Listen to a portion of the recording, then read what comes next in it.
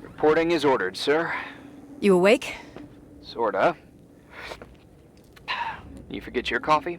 For once, I don't need it. I gotta talk to you about something. Okay.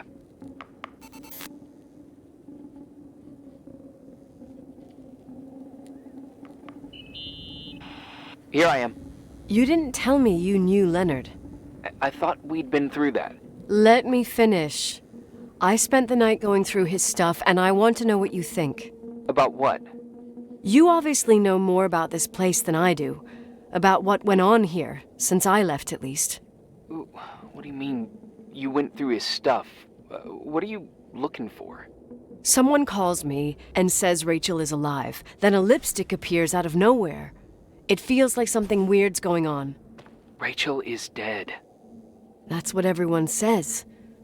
But maybe the story deserves a second pass. There are too many gray areas. Look, the storm is dying down. You'll be able to leave soon and go back to your life. And you can forget about the whole thing, like you did 10 years ago. What do you care about this old business? It's not worth losing sleep over just to play detective. I'm not busy at the moment. I want to follow my instinct. Haven't done it in so long, and it feels like things don't add up here. Okay, let me hear what you're thinking. If there's one thing Leonard taught me, it's that you gotta listen to what's buzzing in your head. First, it might just be a confusing noise, but if you connect the dots, then it starts making sense. And right now, I've got a beehive in my head. All right, let's go hunt some bees then.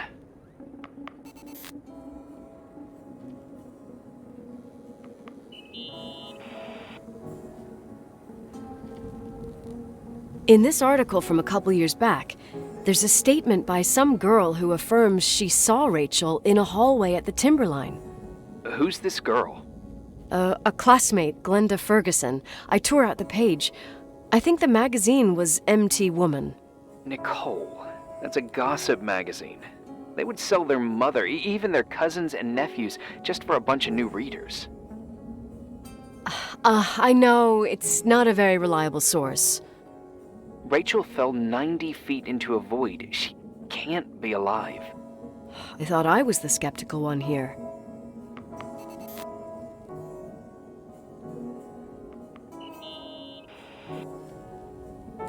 So, listen to this. Graphologists doubt the authenticity of the suicide note left by the girl. Who said that? An investigative journalist. The article came out a year after her death. You think it's a setup? Perhaps. Okay, well, I'll hear you out.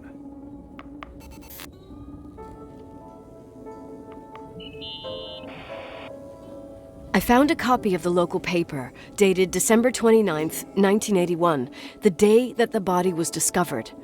According to the forensics report, Rachel had been dead for days. She was 9 weeks pregnant. Yeah, that was the official version.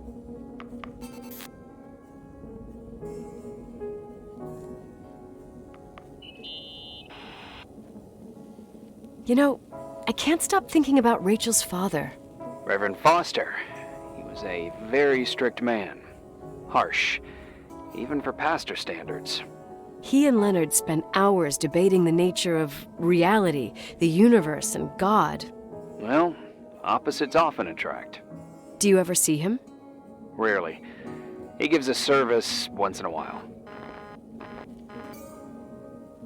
Back in the day, I thought he was a kind of reptilian with a human skin suit. His daughter's death destroyed his ego. His faith made him even more cynical and lonely than he already was. I can remember him demanding total perfection from Rachel. That was insane. You don't think he could have harmed his daughter? Hey, no. But even Reverend Foster is a player we shouldn't underestimate in this story. Just saying. Right.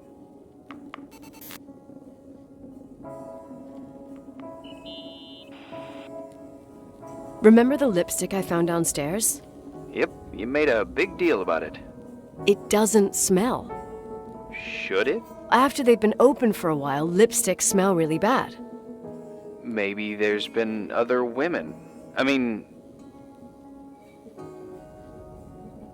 Yeah, sure.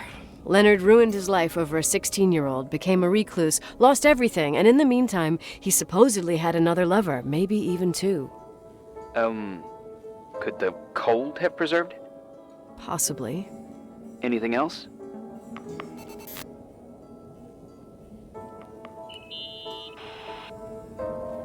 Hey, I found a book in Leonard's things. It's a collection of poetry, but it's got notes written in it. Did your father write them? What do they say? Dates, notes, thoughts. Listen to this. Today I saw Rachel. Or Rachel is sad. Or Rachel says she feels alone. He kept a diary about her. But the book was printed 8 years after Rachel's death. Do you mean it's like he was talking with Rachel after she died? As if he saw her. Well, I mean, there must be an explanation. Of course, there's an explanation for everything, and we've got to find it. Okay, I'd say that's enough. Yeah, that's enough for tonight. Today, or what the hell time is it? You think there's a lot to dig up in this old story? Maybe, maybe not. Until I know exactly what happened. Any objections? You don't need my approval. Good job. You're getting the hang of it. But sometimes it's better to leave the skeletons in the closet. Once they come out, you never know what they'll have to say. It's a risk I already considered. I can handle it. Hard-headed like your father. Trust me, at least on this one thing. Go to bed. You need it. Agent Crawford, this bit of advice. I'll follow it to the T.